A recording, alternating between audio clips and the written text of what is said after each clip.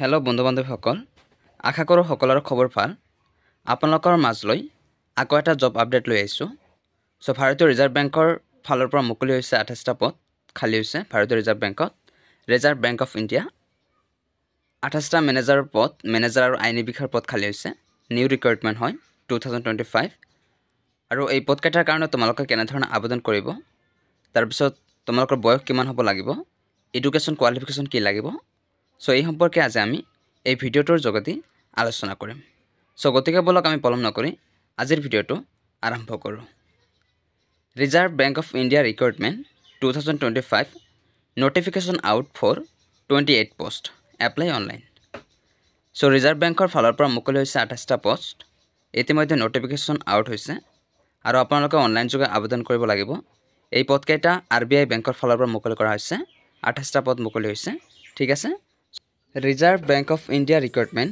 2025 The Reserve Bank of India has released the latest notification for the post of 28 manager, legal officer and other of post.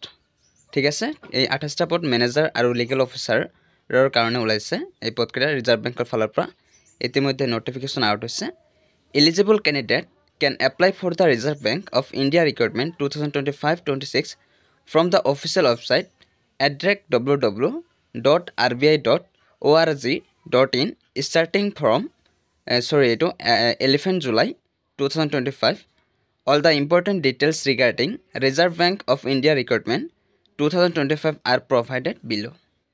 ঠিক আছে reserve বেংকৰ ফালৰ পৰা 28টা পদ মুকলি কৰা হৈছে মেনেজাৰৰ কাৰণে আৰু লিগেল অফিচাৰৰ কাৰণে ঠিক আছে আৰু আপোনালোকৰ ষ্টাৰ্টিং ডেটটো দিয়া হৈছে 11 জুলাই এতে 0 জুলাই দিছে 0 জুলাই হৈছে এটো ভুল হৈছে 11 জুলাই হ'ব ঠিক আছে 11 জুলাই হ'ব আৰু যেটো অফিচিয়েল ওয়েবসাইট দিয়া আছে এড্ৰেস www.rbi.org.in এই অফিচিয়েল ওয়েবসাইটত গৈ তোমালোকে অনলাইন যোগে আবেদন কৰিব লাগিব ঠিক আছে RBI বেংকৰ ফালৰ পৰা এই পদকেইটা মুকলি কৰা হৈছে ভালেকেইটা পদ হৈছে 28টা পদ যেহেতু মেনেজাৰ আৰু লিগেল অফিচাৰৰ কাৰণে ঠিক আছে Reserve Bank of India Recruitment 2025 offer few organization name Reserve Bank of India RBI ঠিক আছে Reserve Bank of India তাৰপিছত লাষ্ট ডেট দিয়া হৈছে 31 তাৰিখ 7 মাহ 2025 ঠিক আছে আৰু টোটাল ভ্যাকেন্সি আছে 28 পোষ্ট আপোনালোকৰ ষ্টাৰ্টিং ডেটটো হৈছে 11 তাৰিখ 7 মাহ 2025 আৰু লাষ্ট ডেট দিয়া হৈছে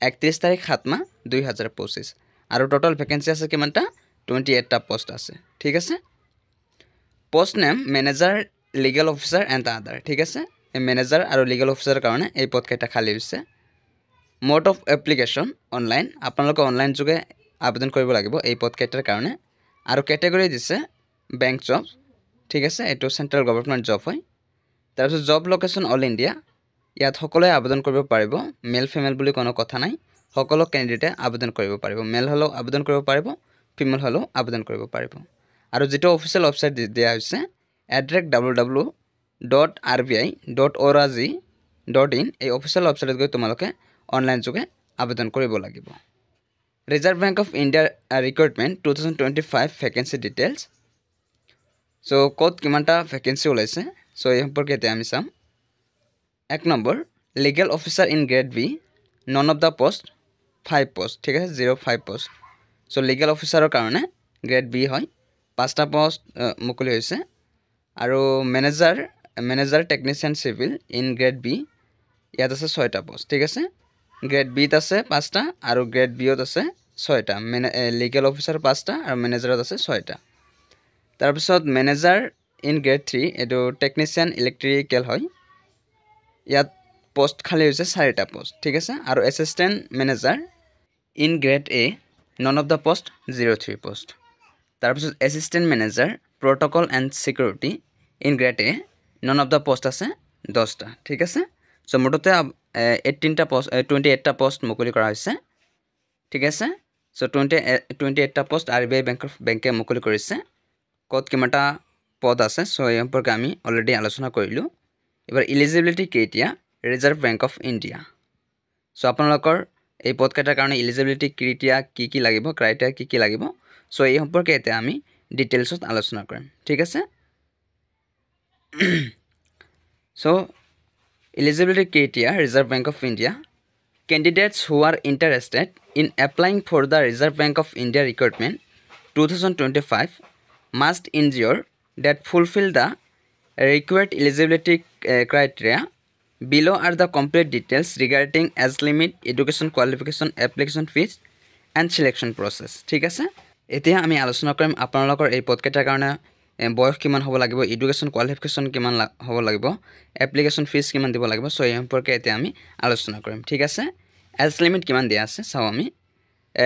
এক number legal officer in grade B the minimum age required is 21 years and the maximum age allow 32 years as on the dates mentioned in the official notification. ঠিক আছে সো আপোনালোকৰ লিগেল অফিচাৰৰ কাৰণে বয়স হ'ব লাগিব 21 বছৰৰ পৰা 32 বছৰৰ ভিতৰত। ঠিক আছে 20 years to 32 years হ'ব লাগিব।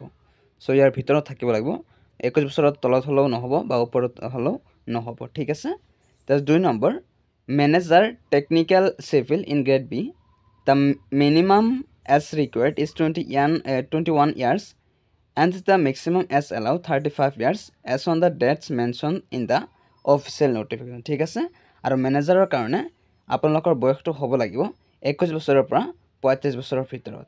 তাৰ 3 নম্বৰ দিয়া আছে মেনেজাৰ, এইটো টেকনিক্যাল ইলেক্ট্ৰিক্যাল হয়, ইয়াৰ বয়স হ'ব লাগিব আপোনালোকৰ 21 বছৰৰ পৰা 35 বছৰৰ ভিতৰত। ঠিক আছে আৰু এছিষ্টেণ্ট মেনেজাৰৰ কাৰণে আপোনালোকৰ বয়স হ'ব লাগিব 21 বছৰৰ পৰা 30 বছৰ হ'ব লাগিব। ঠিক আছে 21 বছৰৰ তলত হ'লেও নহ'ব বা 30 বছৰৰ ওপৰত হ'লেও নহ'ব।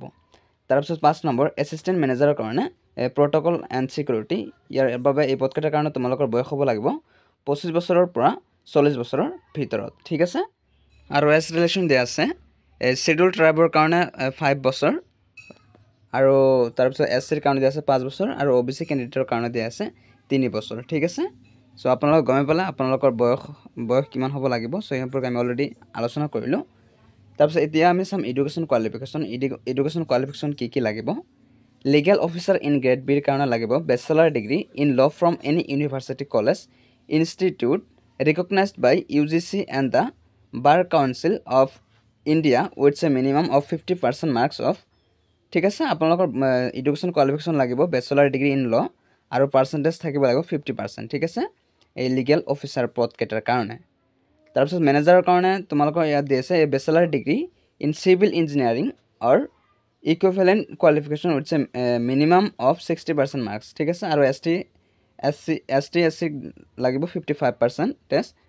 সো আপোনালোকে গমে পালে মেনেজাৰ টেকনিচিয়ান চিভিল গ্ৰেড বিৰ কাৰণে লাগিব 60% আৰু বেচেলাৰ ডিগ্ৰী ইন ইঞ্জিনিয়াৰিং। ঠিক আছে তাৰপিছত আপোনালোকে এটা এপ্লিকেশ্যন ফিজ দিব লাগিব। জেনেৰেল কেণ্ডিডেটে 600 ৰুপিজ দিব লাগিব, OBC কেণ্ডিডেটে 600 ৰুপিজ পে' কৰিব লাগিব, ST কেণ্ডিডেটে দিব লাগিব 100 ৰুপিজ, SC কেণ্ডিডেটে দিব লাগিব 100 ৰুপিজ আৰু PWD কেণ্ডিডেটৰ কাৰণে দিব লাগিব 100 ৰুপিজ। ঠিক আছে আৰু পে'মেণ্ট মোডটো তোমালোকে অনলাইন যোগে দিব লাগিব, ফোনপে', গুগল পে', পে'টিএম যিকোনো এটা মাধ্যমেৰে ইলেক্ট্ৰনিক মাধ্যমেৰে আপোনালোকে এই ফিজটো দিব লাগিব। ঠিক আছে so important dates of reserve bank of India recruitment 2025। So important date কি দিয়া আছে এতিয়া আমি এই সম্পৰ্কে আলোচনা কৰিম। The Reserve Bank of India notification will be released on 11 July 2025 and the dates for the online application is starting from 11 July 2025. ঠিক আছে সো আবেদনৰ তোমাৰ কি কয় ষ্টাৰ্টিং ডেটটো হৈছে 11 July 2025 and the last date of the online application from is 31 July 2025. ঠিক আছে 31 তাৰিখ হৈছে লাষ্ট ডেট। ঠিক আছে সো ষ্টাৰ্টিং ডেট হৈছে 11 তাৰিখ 7 মাহ 2025 আৰু লাষ্ট ডেট দিয়া হৈছে 31 তাৰিখ 7 মাহ 2025। In recruitment it is also' very important to check the number of vacancies and it is 28 post. ঠিক আছে 28টা পদ মুকলি কৰা হৈছে, আপোনালোকে গমেই পাইছে। ইম্পৰ্টেণ্ট ডেটছটো ইয়াতে দিয়া হৈছে ভালকৈ। Starting date of apply online 11/7/2025 আৰু closing date of apply online 31/7/2025। Admit card release dates এইটো আপডেট চোন চব পিছত দিব এইবোৰসমূহ। সো আজিৰ ভিডিঅ'টো যদি ভাল লাগিছে তেন্তে প্লিজ এটা লাইক কৰি দিব আৰু আপোনালোকে অতি সোনকালে যদি কোনোবাই বেংকত চাকৰি কৰিব বুলি ভাবি আছে সো অতি সোনকালে আবেদন কৰি ল'ব। ঠিক আছে সো শেষত সকলোৰে সুস্বাস্থ্য আৰু দীৰ্ঘায়ু কামনা কৰি আজি আমি ইয়াতে সামৰণি মাৰিছোঁ। ধন্যবাদ।